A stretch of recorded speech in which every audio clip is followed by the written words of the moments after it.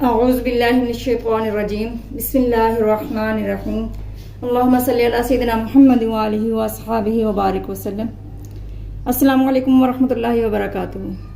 آج ہم سورۃ الاحزاب رکوع نمبر 6 سے مشقی سوالات و جوابات کریں گے، جن میں ہم خاص طور پر جانیں گے نبی اکرم صلی اللہ علیہ وآلہ وسلم کا مقام و منصب جو کہ سورہ احزاب میں بیان ہوا، اور خاص طور پر طلاق کا کچھ خاص حکم بھی اس سورہ میں بیان ہوا ہے۔ اینڈ تک ویڈیو کو دیکھیے گا تاکہ بات پوری طرح سے سمجھ میں آ سکے۔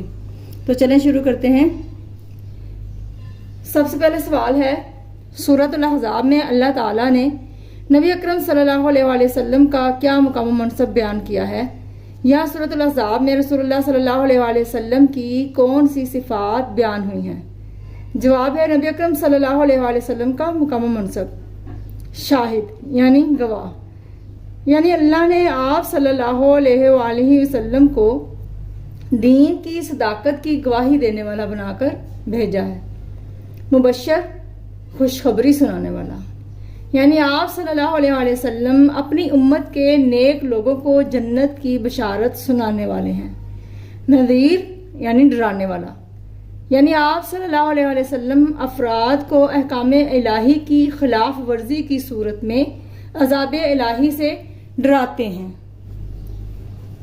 داعی اللہ یعنی اللہ کی طرف بلانے والا، یعنی آپ صلی اللہ علیہ وآلہ وسلم لوگوں کو اللہ کے دین کی طرف بلاتے ہیں۔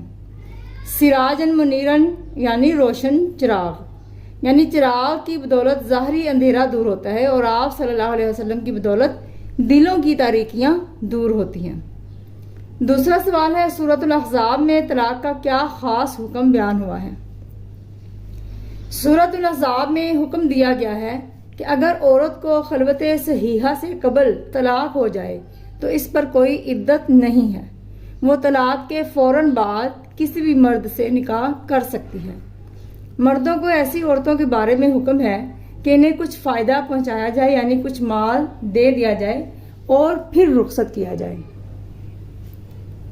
سورۃ الاحزاب کی آیات میں رسول کریم صلی اللہ علیہ وآلہ وسلم کے لیے نکاح کے کیا خصوصی ضوابط بیان ہوئے ہیں؟ نکاح کے خصوصی ضوابط: عام مسلمانوں کے لیے ایک وقت میں 4 سے زیادہ بیویاں رکھنا جائز نہیں، لیکن آپ صلی اللہ علیہ وآلہ وسلم کو خصوصی طور پر 4 سے زائد بیویاں رکھنے کی اجازت دی گئی ہے۔ اگر کوئی عورت اپنے آپ کو بغیر مہر کے نبی اکرم صلی اللہ علیہ وسلم کی زوجیت میں دینا چاہے تو جائز ہے، باقی مسلمانوں کو اس کی اجازت نہیں ہے، یعنی مہر کے بغیر بیوی جائز نہیں۔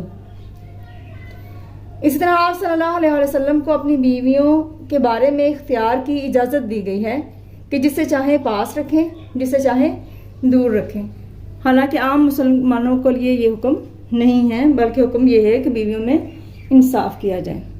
اللہ تعالیٰ ہمیں اچھے طریقے سے قرآن پاک کو سمجھنے اور عمل کرنے والا بنائے، اور ہم سب کی دنیا اور آخرت میں آسانیاں پیدا فرمائے اور ہماری غلطیوں سے درگزر فرمائے۔ آمین۔